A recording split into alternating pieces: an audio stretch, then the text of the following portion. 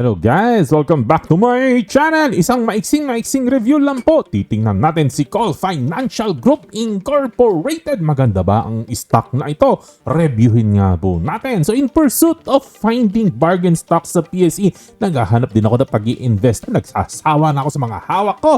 Gusto ko maghanap ng bago. Alright, so titingnan natin isa-isa yung mga bagay na hindi ko pa nakikita before at uumpisahan ko kay Call Financial today. Ano ba ang negosyo ni Call Financial? Alam na po natin, isa po siyang broker at nagpo-provide siya ng mga services na ginagawa ng isang stock broker. No? Okay? Marami na po, nag-expand na sila no? From humble beginning noong 2005. Of course, napalaki na po nila, napalaki ang kanilang serbisyo at maganda na po ang itsura niya today. At tingnan po natin ang dividends. Okay, at this point, alam ko, marami na mag-uuwian sa inyo kasi wala pang 4% ang dividend na pinamimigay nito for 2025. Marami na mag-uuwian po dyan. Tingnan po natin ang graph. Nako po, lalo maraming mag-uuwian ulit. Okay, marami na magko-close ng video na to. Parang hindi maganda si Call Financial.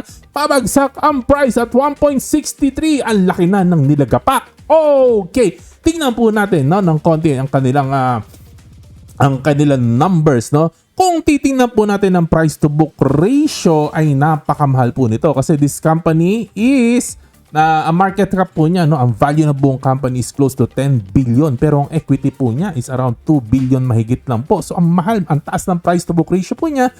Pero in this case, hindi po ito importante, no? Kasi hindi po ito capital intensive na company. Hindi po nila kailangan ng malaking kapital o dagdag na kapital para sila ay lumago na lumago. Kailangan lang po nila mag-sign up ng maraming kliyente at bentahan ng iba't ibang produkto ang kanilang mga kliyente para sila ay kumita. So hindi po nakakabahala po itong mataas na price to book ratio. Okay lang po yan, no? We can ignore that. At tingnan po natin ang sources of revenue ng company po nito. Of course, being a broker, no?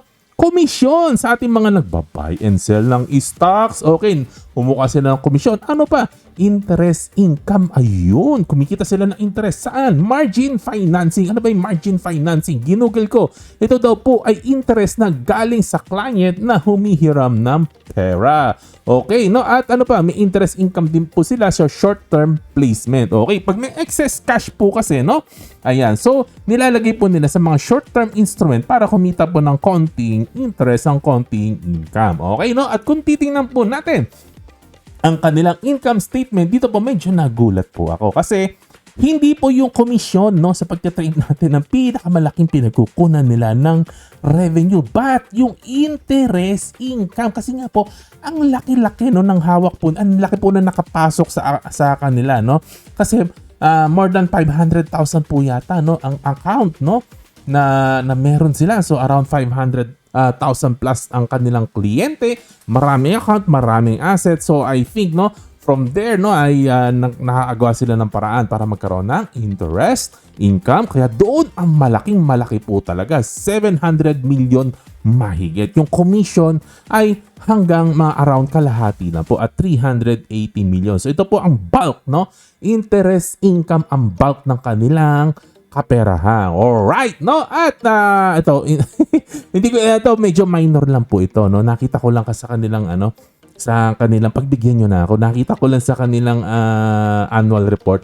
Meron pala silang inumpisahan na 2 mutual fund noon kasi noong 2019 no, nagkaroon sila nung Call Investment Management Incorporated, no? Ayan. At naglabas sila no ng 2 fund no ng 2022 at 2023. Ano yung 2 mutual fund na nilabas nila? So si Call Equity Index, ano pa, si Call Strategic Growth Equity. Uy, magkaiba ito. Yung isa mukhang index, yung isa ay growth, no? Para may strategy dito kasi growth, no? Growth. Talagang i-actively manage ito, hindi lang passive ito. Siguro itong equity index is more on passive. Pero, syempre, nakipag-chismisan ako at ginugol ko po at nakita ko sa website ni PIFA. Ayan, nandito kasi mga mutual fund, no? Makikita mo yung history na nangyayari sa podo po na to. At tingnan natin, pag-chismisan natin, ano nangyari sa kanyang equity index. Nung in-establish po ito, no, October 2022, ang halaga ng ang NAV ng isang share, no, ang isang investment unit mo dito ay piso. At today, after 2.5 years, 2.5 years ba to? Kayo na lang po ang mag-math. Pero feeling ko 2.5 years po ito ay tumataginting na kumita ka ng around 7.2%. Ang liit. Grabe. After 2.5 years, kumita ka lang ng 7.2%. Tingnan nga natin. Yung isa, yung mas magaling na fund, yung growth equity fund. No, nag-umpisa po siya piso din noong 2023. And after 1.5 years ba to? Okay, kumita ka na ng around 8%. Medyo putot pa rin. Okay, no? So kung ganito yung mga returns, no? 7 and 8%, no? Parang mas maganda nag-MP2 ka na lang kung sa 7% a year ka. 7% a year ka pag MP2 no? So pag pinagdagdag mo yun, no? 2.5 years, 3 years, no? Pumapalo ka ng 4 to 20%, no? Kung nag-MP2 ka na lang sana. Actually, ito yung isang bagay, no? Na matagal ko nang ini-explain sa channel ko. Maraming beses ko nang ini-explain, no? Pero ang hirap po talagang i-explain kung bakit pangit po ang professionally managed fund. Pero no, kayo i-google nyo na lang po, maghanap po kayo ng mga discussion sa ibang bansa, no? May mga podcast siya pinag-uusapan nila bakit pangit ang mga professionally managed fund, no? At syempre wag na natin pintasan, pero may disadvantage po talaga. Ang laki ng disadvantage, no, ng professionally managed fund, no? At tingnan niyo po yung mga content creators na nag-i-invest po sila gamit ang sarili nilang pera. Kasi pag professionally managed fund, hindi nila pera yung minamanage nila. Iba po kasi kapag ang minamanage mo, pera mo. Kaya tingnan niyo po yung mga sila, the retail fund manager, si Reit Buddy, si Moneywise Engineer, si PSE Warrior. Tingnan na lang po natin ito si Reit Buddy, no? Kasi ito mahilig sa Reit, kaya ang Reit Buddy. Biruin mo yung RCR niya, no? Nabasa ko pong gano'n, no? Sa Facebook page niya. In 2.5 years, kumita po siya ng tumataginting na 44% yata. 44% in 2.5 years versus 8% versus 7%. No? So medyo dehado po talaga. Iba po talaga. Ito po mga professionally managed funds, kumakain po talaga ito ng alikabok. No? Pag kino-compare po natin sa mga tao, no, na minamanage nila ang sarili nila ng pera. Of course, no, hindi po na po natin pwede i-generalize. Siyempre, may mga tao din pong nalulugi. Kaya po, very, very important, nag-aaral po tayo. Pero ito pang mga tao na to na binanggit ko, sila TRFM, Reit Buddy, Moneywise Engineer, PSE Warrior. Ito po ay masisipag po na investor. Malalim po sila mag-research. Magaling sila mag-research. Kaya, ayun po, no, iba po talaga. Iba po talaga pag sarili mong pera versus hindi mo pera. At historical income, sorry, ang liit ng screenshot ko, pero from 2017 to 2024, wala po masyadong nangyayari sa revenue at net profit at earnings per share. Parang halos pare-parehas lang. Hindi po masyadong nag-grow. Kung meron man, konti. Okay, ma-personal opinion po dito po sa stock na to. Alam ko na po nung inumpisahan ko to na nagsasayang lang ako ng oras.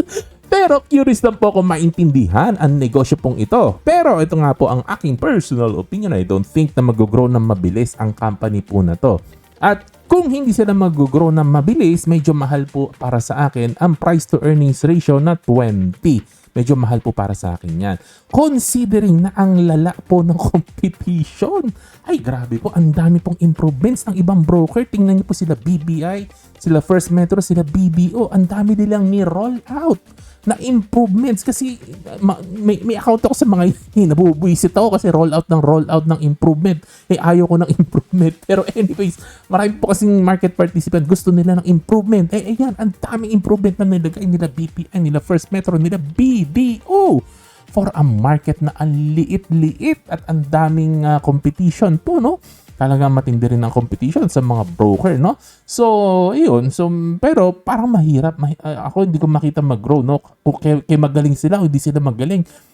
Ang hirap kasi ang liit ng market natin. Tapos yung market natin hindi pa siya lumalaki, no? Ang Philippine stock market hindi pa ganun lumalaki. Pero alam natin ang advantage po talaga ng call is pagdating sa marketing at pag-project ng magandang image sa public. Pero hindi tayo naniniwala mag-grow sila na mabilis. So for this case, it's a very, very easy pass for me. Maaaring lumaki ang presyo nito. I don't know. Pero syempre, ayoko mag-bet po dyan kasi mahirap po na mag-bet pag expensive na po. For something na hindi nag-grow quickly, I think this is a bit expensive for me. Hahanap po muna ako ng mga low multiple, mga magaganda po ang dividends sa pinamimigay, hindi po 3%, siguro mga 5% ang ating standard, no, para medyo maganda-ganda pa rin kahit nag-aantay po tayo. Ang pera po, napansin ko po, no, the past 1 year, 1.5 years, no, ang pera po talaga, no, maganda pag nilalagay mo, no, doon sa isang stock na biglang sumisipa ang dividends, biglang low-lobo yung dividends, yun talaga nagpapa-excite sa market. Kasi ano yan double income po yan, no?